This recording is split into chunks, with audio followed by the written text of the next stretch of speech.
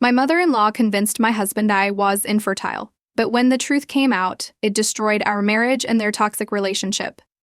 I, 29 female, married my husband Alex, 29 male, 3 years back. We knew each other from high school but weren't friends then. After high school, we both went our separate ways. I met Alex when I returned home after completing college. I was dating my ex then. I saw the potential for marriage in my previous relationship, but it didn't work out and we broke up. I was grieving for a few months. Alex supported me throughout my difficult phase. Once I recovered from the grief, I started going out with Alex. It was easy because Alex had seen me at the worst point of my life. He had witnessed my vulnerable side, and so I was very comfortable with Alex. As we got more serious, I invited Alex to my home. He got along well with my parents and sister. They liked him. Another weekend, he invited me to his mother's home. His mother was widowed at a very young age, and she never remarried. Her whole life was centered around Alex's upbringing and education. Alex understood this and has always given importance to his mother's well-being. Alex and his mother lived in separate living spaces but in the same yard, and they both had access to each other's houses. The dinner with his mother went fine. I realized that she was a proud mother. She had nothing else to talk about but Alex. I felt happy that we shared great affection for him. In my mind, I accepted her as my mother-in-law. A week later, Alex proposed to me and we got married. After marriage, I moved to Alex's home where he was staying. Alex had a very deep connection with his mother. Even after marriage, at times he stayed over at his mother's place. She was very dependent on him for several things. Alex was in charge of grocery shopping for his mother and driving her around. On some nights when his mother visited us, they both stayed up late to talk and watch TV. This was the time I wanted Alex to spend with me, so in my head I began to feel Alex was prioritizing his mother over our marriage. I never complained about this to him. I knew that Alex and his mother had lived together since his childhood. It could be difficult for her to let go of him just like that. So my twisted head suggested that the only solution left is to make his mother love me more. I thought that would take the load off Alex's back, as his mother would ask me to help her with groceries and stuff. This could also bring me closer to him and save more time for me and Alex to spend together. Alex and I made a decision about raising children back when we were dating. I wanted to be a mother. Alex also shared his love for parenting a child. During a one-on-one talk, my mother-in-law had given me a speech about the importance of having a child. She said that it was the duty of each woman to bear a child and to raise the child even in the absence of a father. She was talking about herself, though I did not think that it was a woman's duty to bear a child. I didn't tell that to her face. I told her that I was ready to become a mother. I sincerely believed that I would get pregnant in the next few months. The next few months were my attempts to please my mother-in-law, but she was never excited to see me. The only time she showed some enthusiasm was when she talked to me about grandmotherhood.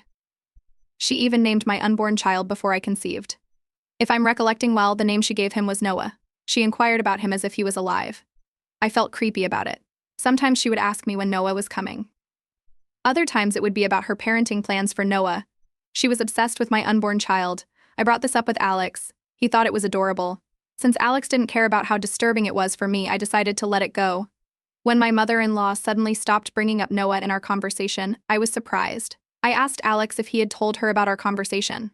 He said yes. I asked him why he felt it wasn't necessary to talk to me before revealing our private conversation with his mother. Alex stared at me for a few seconds and said, "She's my mother. I'll tell her everything." I should have realized right then and there how messed up my life is. This was a huge red flag, but instead I blamed myself for not being this emotionally connected to my mother. I continued making efforts to stay in my mother-in-law's good books. On the other side, Alex and I were finding it difficult to conceive a baby. We had been trying for at least 3 years by now. I suggested seeing a doctor, but Alex was hesitant and asked me to wait a few more months. I also felt that not being able to produce a child was making me look worthless in front of his mother. My thought process was still skewed, with my head pushing me to do things that would please my mother-in-law. That is how I decided to throw a surprise birthday party for my mother-in-law's 50th birthday. Yesterday was her birthday. My plan was simple. On the night before her birthday, I invited my family and my mother-in-law's sister's family. A few friends of mine and Alex were also present. We gathered at our home the day before yesterday. I didn't let Alex know about my plans much because I was sure he would accidentally leak them to my mother-in-law. Alex came to know about it only when the guests arrived at 10 p.m. I appointed him with the task of waking up mother-in-law and bringing her to the party. She was genuinely happy to see these many people turn up for her birthday.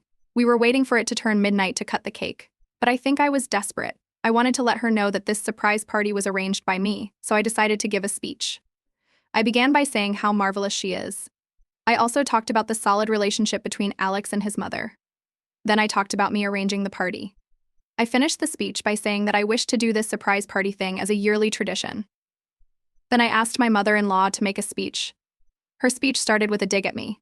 She took my final point about doing this as a yearly thing. With a sheepish smile, she said that she could see another beautiful woman hosting this party in the coming year.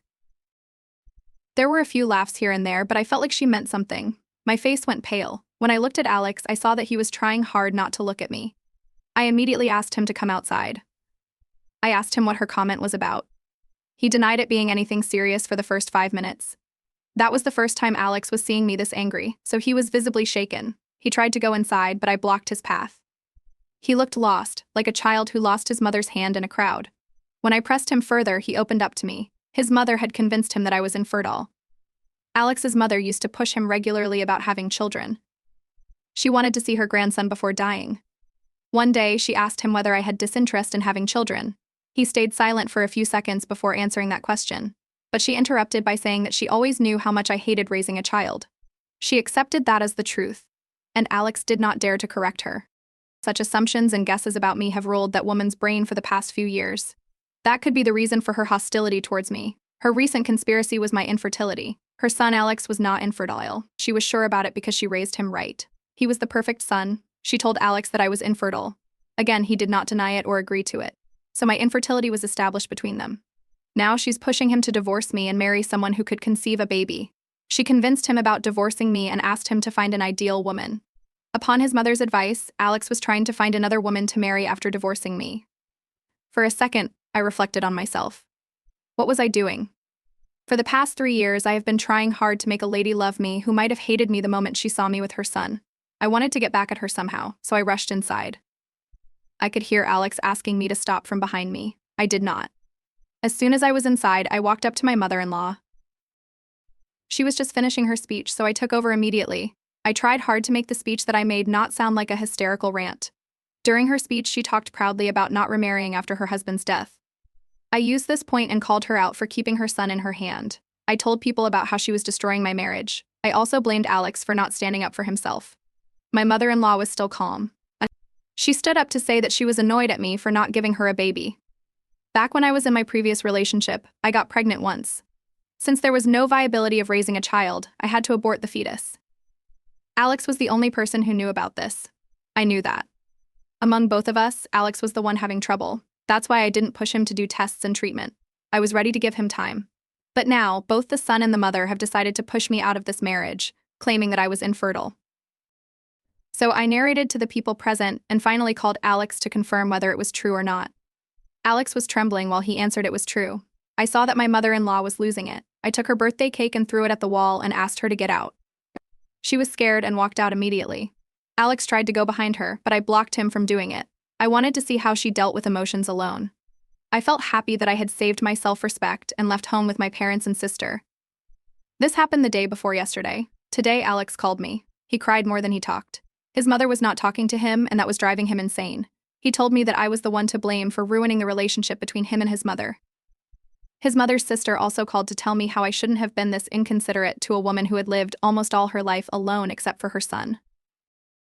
My parents are on my side, but even they tell me that I shouldn't have gone this hard on a weak woman, though I know how crooked she is. Their comments are raising my confusion. Am I the AH for calling out my mother-in-law who destroyed my marriage by turning my husband against me? Mother-in-law called me. From her words, I understood that she cared nothing about me or my failing marriage with her son. She denied her son being infertile. She challenged me to take a fertility test with Alex. I have no intention to continue in this marriage, but I just want to give another thrust to this woman's ego. The fertility test is done. As I guessed, Alex has issues with his reproductive system. My only sadness is that I couldn't see my mother-in-law's reaction to these results. Meanwhile, Alex has been trying to get back with me. He has even started blaming his mother in voice notes and calls, but I have no plans to go back. Today evening, mother-in-law sent me a photo of a very gorgeous woman and told me that she'll be her future daughter-in-law. I just sent her back voice notes sent by Alex to me over the last few weeks. In one of the voice notes, Alex has called her an old brat. I blocked her and Alex after that. Enough drama. I'm going forward with divorce proceedings. NTA, but I blame you for remaining a bootlicker for 3 years. Where was your self-respect? He was prioritizing his mother over you. It's good that you realized your worth, at least now. NTA, the relationship between Alex and his mother goes back to Alex's childhood. It is impossible to give Alex a second chance because it will take a huge amount of time for him to get out of the toxic dynamics with his mother and break that pattern. A dependence of this magnitude will make it difficult for Alex to hold up relationships even in the future. My husband Dean, male 23, and I, male 22, have been married for almost 4 years. We live across the country from my family, so we usually get excluded from family events, but my mom invited me this year. I didn't realize the invitation hadn't included Dean and brought him with me. Before I start, Dean has an adopted brother. They found each other as children who needed support and have been inseparable since. His brother and I have gotten very close, and I consider him to be my best friend. We got baking supplies Dean needed to bake the various things he would be bringing to the dinner and went to the house. As soon as we arrived, my oldest brother was surprised to see him and even commented on it, which we both brushed off. I was put on babysitting duty over my nieces. I had met the older two once and had never met the youngest, but still, I had to babysit them. I did my best to watch over them and play dress up. I make a pretty good fairy princess if I do say so myself, but when we were outside, I could see my mom, sister-in-law, and her mom interrogating Dean from the kitchen window. When the girls finally had enough and decided to bother their dad, I went to find Dean, who told me about some of the questions he had been asked. Highly personal questions like our sex life, his mental health, and his parents' death. I was disgusted, but he told me to drop it and just get through dinner. I was willing to drop it until his answers were used to put him on blast in front of the entire dinner table. The sister-in-law's mom told the dinner table about a disgusting rumor she'd heard about Dean and his brother being incestuous. I told them it wasn't true, but it made my blood boil, but he grabbed my hand and told me to eat. I listened, but they didn't stop. My mother used his mental health diagnosis as a joke. I was beyond pissed and ignored Dean to ask what their problem with him was. My mom outright told me that she had never invited him and that I had brought him without thinking about how that would make them feel. I demanded they tell me how they feel about my husband, and the sister-in-law's mom once again brought up the rumor. My mom nodded and said she didn't feel comfortable around incest. I once again told her that it had never happened, but she once again said she hadn't invited Dean. I turned to my dad and asked his opinion, but he just shrugged, so I picked up everything Dean had made for the dinner and we left. Dean thinks I did the right thing, and I think I handled the situation to the best of my abilities. But my oldest brother, his wife, her mom, my mom, and my dad think I'm the bad guy and that I need to apologize. I figured I need an outsider's opinion, so Reddit? ITA, do not apologize. Of course they are all going to side with one another. Bullies always do. Unless you are super interested in getting an inheritance off them in the future, don't go back. Stay away.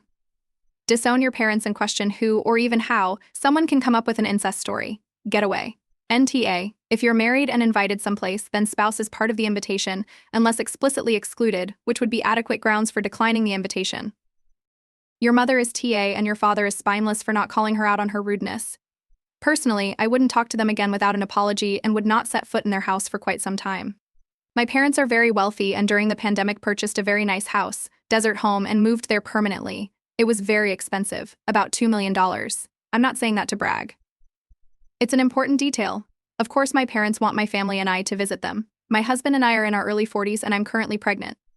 Their house is lovely, but there's a huge problem. The guest bedroom where we stay has no air conditioning and it's extremely hot. We've stayed in the past and I've literally been awake all night sitting in my sweat. We've brought fans, which makes a small difference, but honestly not much. Given how expensive the house was, I asked them why there wasn't air conditioning in the guest bedroom, given that the rest of the house had AC. They laughed and said they weren't sure, something about the system not working quite right. They said it's not a priority for them to fix because they don't spend any time in the guest room, and they don't want to deal with having contractors at the house. I told them how actually it's quite hot in the room, and would they mind if I brought a window AC. They were extremely against this and forbid it, saying it would damage the window. I've more or less dropped it because it's not my house and not my business. However, we've been having this conversation for more than a year and it's gotten to the point where my husband and I visit much less, because it's so incredibly uncomfortable and we don't sleep at all. They are well aware of the problem. They're annoyed that we won't stay with them more, but haven't done anything to fix the issue. Over Thanksgiving, I called and asked if the AC situation had changed. They laughed and said no. I told them no big deal, but my husband and I will be staying at a nearby hotel. My parents were furious and told me I'm being a huge a-hole about the situation and that Christmas is about spending time with family. The times that I've stayed with them, I am a literal zombie the next day. It's awful.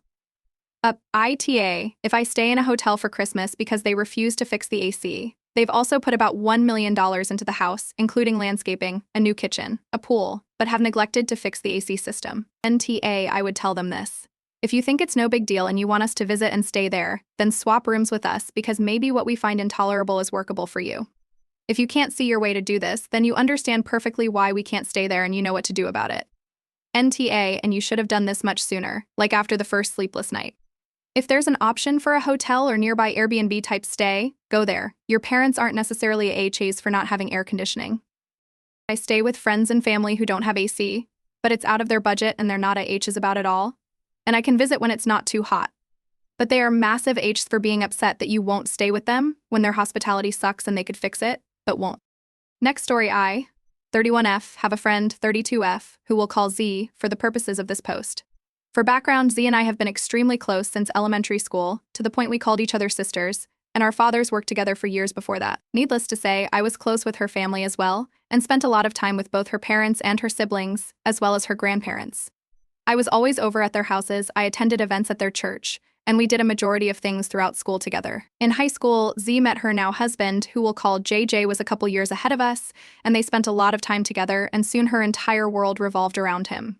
Her priorities completely shifted, she changed, and I wasn't sure if it was for the better. I felt a bit off around him, uncomfortable, and voiced my concern at one point, but quickly backed off. I thought perhaps I was just jealous, my antisocial introverted side was popping out, or something equally ridiculous. I wanted Z to be happy, and I didn't want to lose the friendship, especially for what I thought was a stupid reason. So I made an effort to get to know and be friendly with Jay, though I still kept a little bit of distance. Fast forward a bit, Z gets pregnant with Jay's baby our junior year of high school, and marries him right out of high school. I should probably mention, Z's family is super religious, as that plays a role in all of this. They settle into married life, and have another kid. Around this time, I go through some, we'll just say rather traumatic shit. My life completely falls apart, and one of the first people I go to, one of the first people I tell, is Z. I stay with her and her family for a bit, including Jay, until I get back up on my feet. Months later, after I'd left, Z comes to me and asks to talk. Of course I say yes. Context, we're 18 and 19 now. She tells me she talked to her husband, and they both wanted to help me learn to trust men again. This throws me off, because I told her in confidence, and she was one of only maybe 3 people total I had told, and she thinks her husband would be the best for that job, as I knew him and trusted him. I didn't really, but I couldn't tell her that. When I asked Z what she meant, she said she thought I should have sex with Jay so I could learn to trust men again. Mentally, I'm going, what the literal fuck, but I just ask her if she's serious, and she can't possibly be suggesting I have an affair with her husband. She doubles down, saying she's been so worried about me. And I obviously wasn't doing well. I really wasn't. I was about as low and messed up as it gets, struggling to get through each day and scared of my own shadow. We argued about it for a bit, and she let slip that she was also worried about her husband cheating on her. He'd done it before, and she'd rather know who he was sleeping with. All of this, on top of all the shit already going on in my head, threw me for a major loop. I'm not proud of it, and I'm sure a lot of you will be horrified, but I eventually cave. I can't even begin to say why. My therapist had a field day with that one when I finally told her a month ago. I instantly regretted it, it made me feel worse than ever, and it has haunted me ever since. She has brought up doing it again a few times since, but I am so glad I can honestly say I immediately turned it down every single time. Again, fast forward another 6, maybe 7 years, we're in our mid-20s at this point. I'm so sorry I can't remember exact ages, and after a few hospital visits and years of therapy, I'm doing quite a bit better, not perfect, but getting into a better place. I hadn't spent as much time with ZJ or their family as I used to, but I still went to every birthday, every baby shower, etc. Z has 4 kids at this point, and she wanted to try for a 5th. Apparently, she'd seen some kind of trend online about a pregnancy buddies, basically women getting pregnant at the same time with babies, and doing all kinds of shit together, like joint baby showers, birth announcements, classes, shopping, etc. Z thought this was the best thing ever, and knowing I had talked in the past about wanting kids and a family of my own someday, came to me saying she wanted me to be her pregnancy buddy. I really didn't want to destroy our friendship. So I tried, somewhat, calmly explaining why that wouldn't be a good idea. I wasn't in a relationship. I wouldn't agree to be knocked up by a random stranger. I wasn't in a place financially or mentally/emotionally to properly support a child. It wouldn't be fair to the kid to bring it into the world when I wasn't ready for it. She insisted everything would work out, and I couldn't wait for everything to be perfect, or I'd never have any kids. Z said I could get money from the government for any babies I had, and I wouldn't have to get pregnant by a stranger since Jay had already offered. And also, he could be a present, active father in the child's life, or he and Z would adopt the baby if I didn't want it. I really tried explaining to her everything wrong with this plan. First, how could she think I'd give up a baby? She more than anyone knew how much I always wanted kids. Second, how the fuck would we explain any of this to either of our families or all the kids involved? How would her hyper-religious family react to me having my best friend's husband's baby? How would we explain to Jay and Z's kids, each of whom I'd held the day they were born, and been around their whole lives as auntie? And how would I explain to my hypothetical baby when they were old enough? Third, I would never, ever rely on government funds to raise my child. I couldn't do it, couldn't just provide the bare minimum with no control myself. So yeah, she didn't absorb any of that, was so adamant that it would work, and then mid-conversation via text with ZJ jumps in, calling me and starting the whole thing all over again. He's super enthusiastic about the idea, won't listen to any of my arguments, even less so than Z did. They both pushed me to consider it, told me to get back to them, and over the next couple of months, they tried again a few times. After all of that, I had a hard time facing them. I went to less gatherings, I started communicating less, stopped responding to texts asking about the whole pregnancy buddy thing, then any texts at all. Z did end up having another baby, and I've never met him, and I haven't seen her and her family in several years. It hurts. I miss her kids. I miss her parents and grandparents. I miss the friendship we had. Recently, Z reached out to me again and told me she's been struggling, that she's having a hard time. I won't give details here, as that's not my place, but I felt like an absolute ass not being there for her. I did respond and talked for a very short time because I still care for her despite everything. She was my best friend for years, but I haven't spoken to her since, and I feel so incredibly guilty. I spoke to my therapist about it, but she's focused on my mental health, not Z's.